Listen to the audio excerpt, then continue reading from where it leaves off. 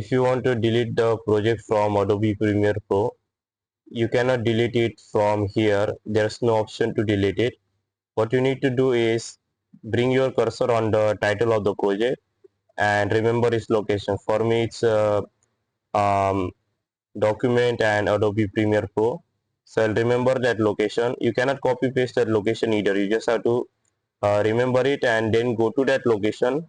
So for me, it will be Adobe Premiere Pro, and I will open it. And here you can see that in the Premiere Pro, the project name was untitled. Make sure to choose the correct project name.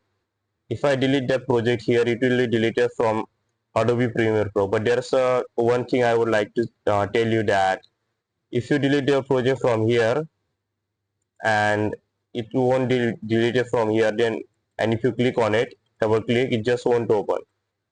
This means that the project is deleted, but you have to restart your Adobe Premiere Pro because there is no option to refresh as far as I know.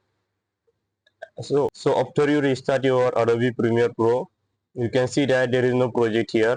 So if you enjoyed the video, make sure to subscribe, like and share for more helpful tutorials like this.